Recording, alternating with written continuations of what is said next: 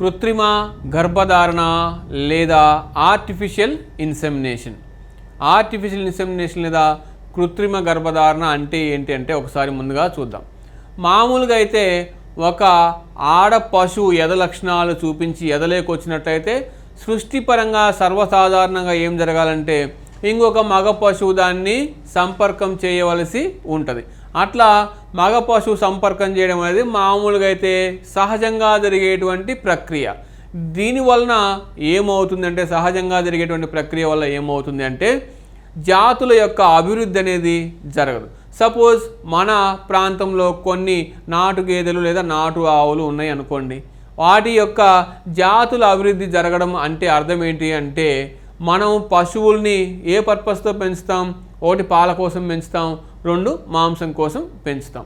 ఈ అధిక మాంసం ఉత్పత్తి చేయడం మరియు అధిక పాలను ఉత్పత్తి చేయడం అనేది మన యొక్క లక్ష్యం. అది ఆ లక్ష్యం నెరవేరాలి అంటే ఇక్కడ ఉన్నటువంటి లోకల్గా ఉన్నటువంటి జాతుల ద్వారా అది కొన్నిసార్లు సాధ్యపడకపోవచ్చు. అందుకని అధిక పాల ఉత్పత్తి చేసేటువంటి జాతుల్ని మన ప్రాంతంలో అభివృద్ధి చేయాలి అన్నా లేదా అధిక మాంసాన్ని ఉత్పత్తి చేసేటువంటి జాతుల్ని మన ప్రాంతంలో అభివృద్ధి చేయాలన్నా ఎక్కడి నుంచో అంటే బయట ప్రాంతం నుంచి, ఇతర దేశాల నుంచి కావచ్చు, ఇతర రాష్ట్రాల నుంచి కావచ్చు, లేదా ఇతర ప్రాంతాల నుంచి కావచ్చు, ఈ సహజ సంపర్కానికి బదులుగా దున్నపోతు లేదా ఆంబోతు యొక్క వీర్యాన్ని, ఏ వీర్యాన్ని అంటే ఏ జాతి నుంచి అయితే అధిక పాల ఉత్పత్తి అధిక మాంసం ఉత్పత్తి జరుగుతుందో దాని యొక్క వీర్యాన్ని తెచ్చి మన ప్రాంతంలో నాటు రకం పశువులకి ఈ విధంగా వీర్యాన్ని దానం చేయడమే ఈ కృత్రిమ గర్భధారణ లేదా ఆర్టిఫిషియల్ ఇన్సెమినేషన్ అని అంటాం. దీంట్లో కృత్రిమ గర్భధారణలో ఏం చేస్తామంటే మేలైనటువంటి జాతులు లేదా సంకర జాతుల నుంచి వీర్యాన్ని సేకరించి మనం ఒక చోట ప్రిజర్వేషన్ చేసి పెడతాం, అంటే దాచి పెడతాం, నిల్వ చేసి పెడతాం. అది దేంట్లో నిల్వ చేసి పెడతాము అంటే లిక్విడ్ నైట్రోజన్ లేదా ద్రవ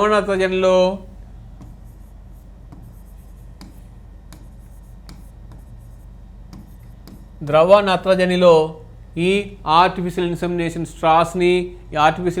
స్ట్రాస్ని మనం ప్రిజర్వేషన్ చేసి పెడతాం. దాని యొక్క ఉష్ణోగ్రత ఎంత అంటే -196 డిగ్రీల సెంటీగ్రేడ్ ఈ ద్రవ నత్రజని యొక్క ఉష్ణోగ్రత.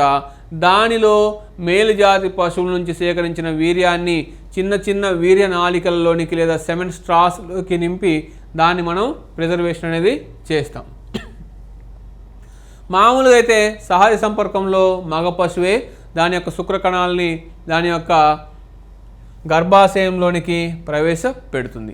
అట్లా కాకుండా ఎక్కడి నుంచో సేకరించబడిన వీర్యాన్ని ఒక టెక్నీషియన్ లేదా ఒక డాక్టర్ లేదా ఒక స్టాఫ్ దాన్ని పశువు యొక్క గర్భంలోకి కృత్రిమంగా ప్రవేశపెడుతున్నాడు కాబట్టి దీన్ని కృత్రిమ గర్భధారణ అని అంటాం. కృత్రిమంగా ప్రవేశపెడుతున్నాడు కాబట్టి దీన్ని కృత్రిమ గర్భధారణ అని అంటాం.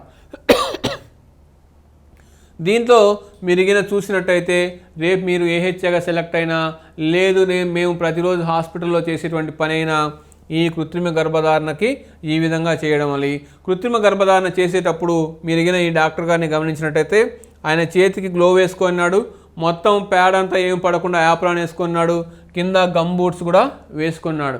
అన్ని జాగ్రత్తలు తీసుకొని మనం ఆర్టిఫిషియల్ ఇన్సెమినేషన్ అనేటువంటి ప్రొసీజర్ని చేయవలసి వస్తుంది. దీంట్లో రకరకాల స్టెప్స్ ఏమున్నాయి, అందులో మనకి ఇంపార్టెంట్ బిట్స్ ఏమున్నాయో ఒకసారి చూద్దాం. నువ్వు ఆర్టిఫిషియల్ ఇన్సెమినేషన్ చేసేటప్పుడు ముందుగా పశువు మన దగ్గరికి తీసుకొని వచ్చినప్పుడు ఆ రైతు దగ్గర నుంచి మనం కొంత సమాచారం సేకరించవలసి ఉంటుంది. ఎద లక్షణాలకు సంబంధించినటువంటి సమాచారం సేకరించవలసి ఉంటుంది.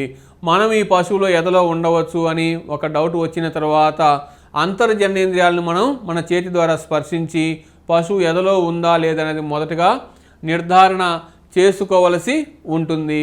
ఆ నిర్ధారణలో భాగంగా గర్భాశయం యొక్క టోనిసిటీని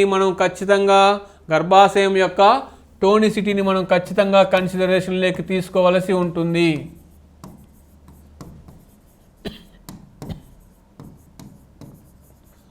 గర్భాశయం యొక్క టోనిసిటీ అంటే అది మన చేతికి స్పర్శకు కొంచెం గట్టిగా తగలడాన్ని టోనిసిటీ అని అంటాం.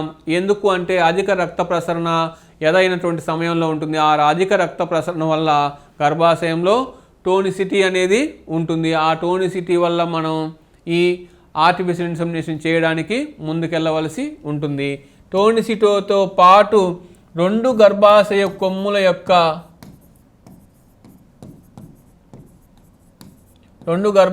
కొమ్ముల పరిమాణం ఒకే విధంగా ఉండాలి.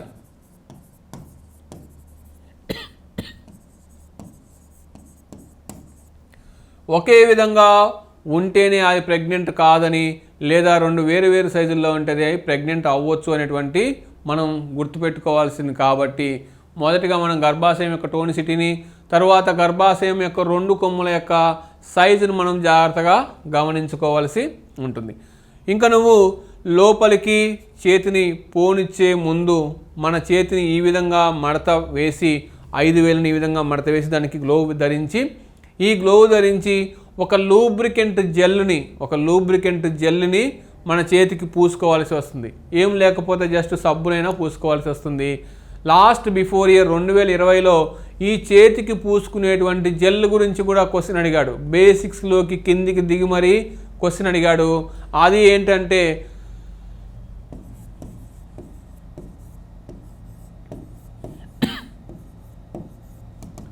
సాఫ్ట్ సోప్ని పూసుకొని మనం ఆర్టిఫిషియల్ ఇన్సెమినేషన్లోకి చేయడానికి చేతిని లోపలికి పెట్టవలసి ఉంటుంది. ఈ సాఫ్ట్ సోప్ అంటే జస్ట్ లైక్ చూడడానికి మన ఆముదం లాగా ఉంటుంది. అంటే చెయ్యి సులభంగా లోపలికి పోవడానికి వీలుగా ఉంచేది. అది ఏంటి అంటే సాఫ్ట్ సోప్ని పూసుకొని మనం చేయవలసి వస్తుంది. దాని బదులుగా లిక్విడ్ పారాఫిన్ పూసుకుంటారు, కొంతమంది గ్లిజరిన్ వాడతారు, కొంతమంది సబ్బును వాడతారు. ఇంకా ఏమీ దొరకని సందర్భంలో ఒక్కొక్కసారి ఆ పశువు నుంచి విసర్జితమైనటువంటి పేడను కూడా లూబ్రికెంట్గా వాడి మన చేతిని లోపలికి తీసుకొని వెళతారు.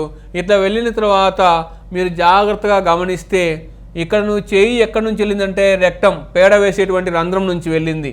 మరి నువ్వు ఎక్కడిని ఏ భాగాన్ని నువ్వు అప్రోచ్ కావాలి అంటే జననేంద్రియ వ్యవస్థను అప్రోచ్ కావాలి. నువ్వు చేయి వెళ్ళనిచ్చిందేమో విసర్జక వ్యవస్థలోకి, కానీ నువ్వు ఇప్పుడు అప్రోచ్ కావాల్సిందేమో జననేంద్రియ వ్యవస్థలోకి. ఈ రెండింటికి మధ్యలో ఒక చిన్న లేయర్ మాత్రమే ఉంటుంది. ఈ లేయర్ బాగా పలుచగా ఉంటుంది, స్మూత్గా ఉంటుంది. ఈ లేయర్ ద్వారా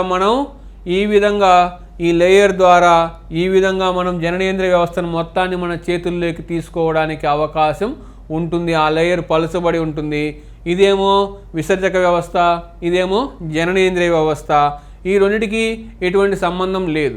కానీ మనం చేతిని విసర్జక వ్యవస్థ ద్వారా పోనిచ్చి జననేంద్రియ వ్యవస్థని పట్టుకోగలుగుతున్నాము అంటే దానికి కారణం ఇక్కడ మధ్యలో ఉన్నటువంటి పలుచని లేయర్. ఆ లేయర్ ద్వారా మనం ఏ ప్రాంతాన్ని గట్టిగా చేతిలోకి తీసుకోవాల్సి వస్తుందంటే గర్భాశయం యొక్క సర్విక్స్ని మనం మన చేతితో గట్టిగా పట్టుకోవలసి వస్తుంది. ఆ సర్విక్స్ని కింద నువ్వు హోల్డ్ చేయగలిగితే ఆర్టిఫిషియల్ ఇన్సెమినేషన్ చేసేటువంటి ప్రొసీజర్లో సగం వరకు పూర్తయినట్టే లెక్క.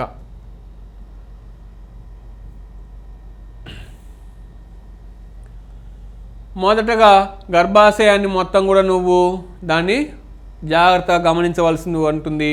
ఇందాక నేను చెప్పినట్టు 2 శృంగాలు ఒకే సైజు ఉన్నట్లయితేనే దాన్ని నాన్ ప్రెగ్నెంట్ యానిమల్గా గుర్తించాలి. అట్లా కాకుండా ఒక దాని యొక్క సైజు పెరిగితే అది గర్భధారణ చేయడానికి అవకాశం లేదు. ఇంకా నీకు ఆర్టిఫిషియల్ ఇన్సెమినేషన్ చేసేటప్పుడు మొదటగా నువ్వు ఆర్టిఫిషియల్ ఇన్సెమినేషన్ గన్నుని నిదానంగా ప్రవేశపెట్టడానికి అవకాశం ఉంటుంది. ఇట్లా లెఫ్ట్ సైడ్ అయితే రైట్ హ్యాండ్ తోటి నువ్వు ఆర్టిఫిషియల్ ఇన్సెమినేషన్ గన్నుని ఇట్లా స్టీల్ రాడ్, ఇది సన్నగా పొడవుగా ఉండేటువంటి ఒక స్టీల్ రాడ్, ఈ విధంగా నువ్వు చేతిని పోనిచ్చి సర్విక్స్ని పట్టుకొని అంతవరకు కూడా ఈ ఆర్టిఫిషియల్ ఇన్సెమినేషన్ గన్నుని తీసుకొని రావాల్సి ఉంటుంది. నువ్వు ఇప్పుడు లోపలికి గన్ను ప్రవేశపెట్టేటప్పుడు ఏ యాంగిల్లో ప్రవేశపెట్టాలి అంటే 45 డిగ్రీల కోణంలో మనం ప్రవేశపెట్టవలసి ఉంటుంది. 45 డిగ్రీల కోణంలో మనం ప్రవేశపెట్టవలసి ఉంటుంది.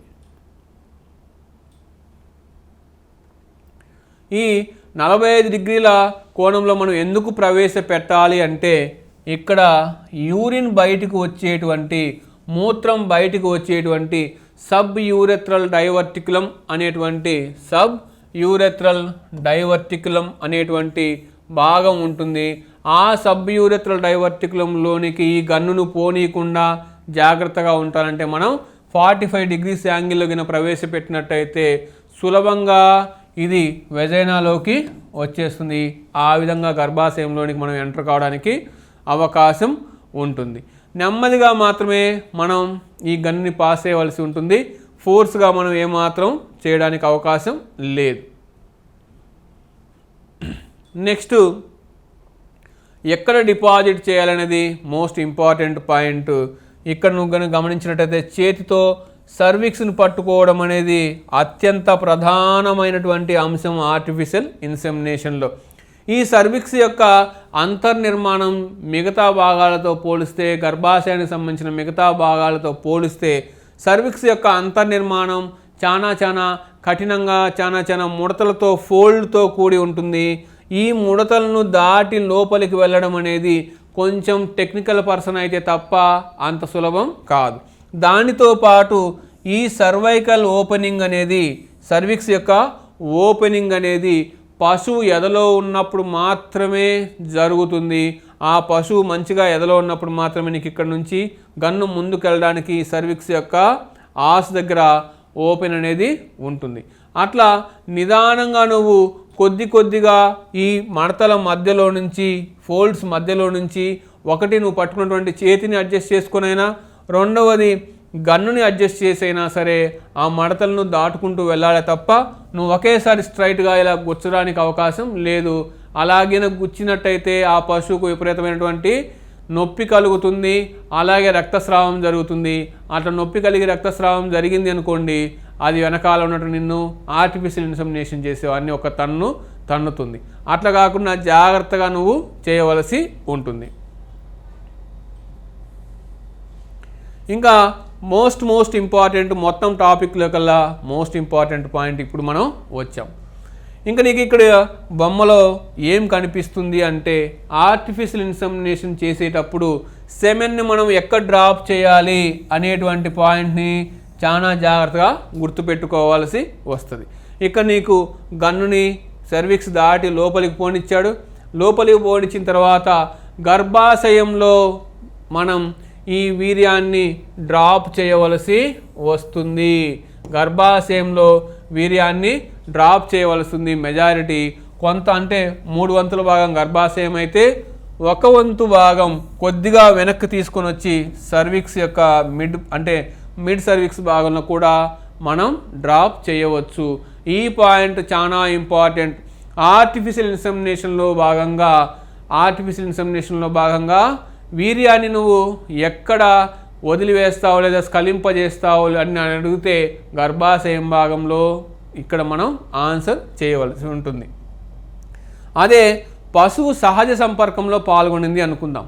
పశువు సహజ సంపర్కంలో ఒక దున్నపోతుతో క్రాసింగ్ జరిగింది, లేదా ఒక ఎద్దుతో క్రాసింగ్ ఒక ఆవుకు జరిగింది అనుకుందాం. సహజ సంపర్కంలో ఇంత లోపలికి వీర్యం స్ఖలించబడదు. మరి సహజ సంపర్కంలో ఎక్కడ జరుగుతుంది అంటే యోని ప్రాంతంలోనే జరుగుతుంది. ఈ 2 పాయింట్స్ చాలా ఇంపార్టెంట్. సహజ సంపర్కంలో యోని ప్రాంతంలో, అది కూడా సర్విక్స్కి దగ్గరగా ఉన్నటువంటి పోర్షియో అనేటువంటి భాగంలో, ఇంత డెప్త్గా అడగకపోయినా జస్ట్ యోని ప్రాంతంలో అనేది ఎక్కువగా అడుగుతాడు. అక్కడ నువ్వు సెమెన్ డిపాజిషన్ అనేది సహజ సంపర్కంలో జరిగితే, ఆర్టిఫిషియల్ ఇన్సెమినేషన్లో మాత్రం గర్భాశయంలో సెమెన్ డిపాజిషన్ అనేది జరుగుతుంది. ఇంకా సెమెన్ డిపాజిషన్ అయిపోయిన తరువాత మనం ఏం చేయాలి అంటే ఒక చిన్న పాయింట్ ఉంది. ఈ పాయింట్ని కూడా నెంబర్ ఆఫ్ టైమ్స్ అడగడానికి అవకాశం ఉంది. కొన్ని ఎగ్జామ్స్లో ఇది కూడా అడిగారు. నువ్వు ఆర్టిఫిషియల్ ఇన్సెమినేషన్ చేసిన తర్వాత ఆర్టిఫిషియల్ ఇన్సెమినేషన్ గన్నును కూడా నిదానంగా బయటకు తీయవలసి వస్తుంది. అయిపోయింది కదా పనిని టక్మనిట ఒక్కసారిగా గన్నుని లాగేయడానికి అవకాశం లేకుండా నిదానంగా నువ్వు గన్నుని తీయవలసి వస్తుంది. ఎంతైనా సహజ సంపర్కమే, కృత్రిమ గర్భధారణ ఒక దున్నపోతు చేసేటువంటి క్రాసింగ్కి దాని బదులుగా మనిషి కృత్రిమంగా చేసేటువంటి ఈ పద్ధతికి ఎంతైనా తేడా ఉంటుంది. ఆ తేడాని నువ్వు కొంతవరకు తగ్గించాలి అని అంటే ఈ పశువుకి, ఈ ఆడ పశువుకి సహజ సంపర్కం జరిగినటువంటి ఫీల్ రావాలి అని అంటే నువ్వు ఇంకొక పని అదనంగా చేయవలసి ఉంటుంది. అది ఏంటి అంటే ఉల్వల్ లిప్స్ మధ్యలో భాగం ఒక పొడిపలాగా ఉన్నటువంటి భాగమైనటువంటి క్లైటోరిస్ని మసాజ్ అనేది చేయవలసి ఉంటుంది. క్లైటోరిస్ని మసాజ్ చేయవలసి ఉంటుంది. క్లైటోరిస్ని మసాజ్ గిన చేసినట్టయితే పశువుకి కొంతవరకు సహజ సంపర్కంలో పాల్గొన్నటువంటి ఫీల్ వస్తుంది. ఆ ఫీల్ను మనం సహజ సంపర్కంలో పాల్గొన్నటువంటి ఫీల్ లాగా ఈ ఎనిమల్ ఫీల్ అయ్యి ఎక్కువ కన్సెప్షన్ రేట్ రావడానికి అవకాశం ఉంటుంది. కాబట్టి ఇదొక పాయింట్ని జాగ్రత్తగా గుర్తుపెట్టుకోవాల్సి ఉంటుంది. నెక్స్ట్ ఇంకా ఆర్టిఫిషియల్ ఇన్సెమినేషన్ చేసిన తర్వాత ఏ అంశాలను గుర్తుపెట్టుకోవాలి అంటే ఇంకా చూడండి, ఇక్కడ ఒక డాక్టర్ గారు ఒక ఆర్టిఫిషియల్ ఇన్సెమినేషన్ చేస్తున్నారు. ఇప్పటి వరకు మీరు లోపల ఉన్నటువంటి భాగాలు చూసారు, ఇప్పుడు బయటి భాగం. మనం యానిమల్ హస్బెండరీ అసిస్టెంట్గా సెలెక్ట్ అయితే మన బతుకంతా ఇదే. దాని వెనకాల పోవడం, రోజు పేడ పూసుకోవడం. కాబట్టి ఇబ్బంది మీద గవర్నమెంట్ జీతం ఇస్తుంది కాబట్టి ఇవన్నీ పెద్ద లెక్కలేక రావు. ఖచ్చితంగా మనం బాగా కష్టపడి ఏహెచ్ఏ జాబ్ సాధించడానికే ప్రయత్నం చేద్దాం. ఇంకా ఆర్టిఫిషియల్ ఇన్సెమినేషన్ చేసిన తర్వాత ఏమేమి చేయాలి అంటే ఆ రైతు యొక్క వివరాలు నోట్ చేసుకోవాల్సి ఉంటుంది. ఆ రైతుకు ఒక రసీదు ఇవ్వవలసి ఉంటుంది.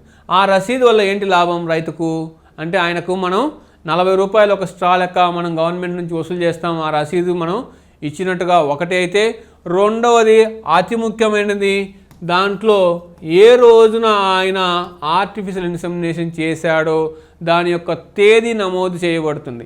ఆ తేదీ నమోదు దేనికి ఉపయోగపడుతుందంటే మామూలుగా మనం పశువుల్లో 21 రోజు ఎదకు రావడం అనేది సర్వసాధారణంగా గమనిస్తూ ఉంటాం. ఇక్కడ ఆర్టిఫిషియల్ ఇన్సెమినేషన్ చేయించాడు, 21 రోజు ఆయన ఎదురు చూస్తాడు. 21 రోజుల తర్వాత మళ్ళీ పశువు ఎదకొచ్చిందా, అది చూడు నిలబడలేదని అర్థం. అలా కాకుండా చూడు నిలబడింది అని ఆయనకు డౌట్ వచ్చిందంటే దాంట్లో ఎద లక్షణాలు ఏమీ కనపడకుండా ఉండాలి. ఎద లక్షణాలు మళ్ళీ మనకు కనిపించకపోతే ఆయన ఆ పశువుని 60 రోజుల తర్వాత లేదా 90 రోజుల తర్వాత మళ్ళీ హాస్పిటల్కి వెళ్ళి చూడు నిర్ధారణ చేయించవలసినటువంటి అవసరం ఉంది. ఆయనకు ఈ 60 రోజులైందా 90 రోజులైందన్నటువంటి సమయం అలా ఎలా గుర్తుంటుంది అంటే మనం ఈరోజు ఇచ్చినటువంటి రసీదు ఆధారంగా మనకు ఆయనకి గుర్తు ఉంటుంది. ఇంకా అది ఒక జాగ్రత్త మనం చేసుకోవాల్సి ఉంటుంది. అలాగే ఆర్టిఫిషియల్ ఇన్సెమినేషన్ చేసిన వెంటనే జనరల్గా దీన్ని ఇంకా మేతకు ఎండలోకి వదిలేయకుండా శుభ్రంగా ఒక నీడలోకి లేదా పాకలోకి ఒక చెట్టు కిందకి తీసుకెళ్ళి దాని యొక్క వీపు భాగంలో చల్లని నీళ్ళతోటి కొద్దిసేపు కడగమని చెప్పి మనం అడ్వైజ్ చేయవలసి ఉంటుంది. ఈ విధమైనటువంటి జాగ్రత్తలన్నీ కూడా మనం ఆర్టిఫిషియల్ ఇన్సెమినేషన్లో తీసుకోవలసి ఉంటుంది. ఇది మొత్తం ఆర్టిఫిషియల్ ఇన్సెమినేషన్ యొక్క ప్రొసీజర్ గురించి.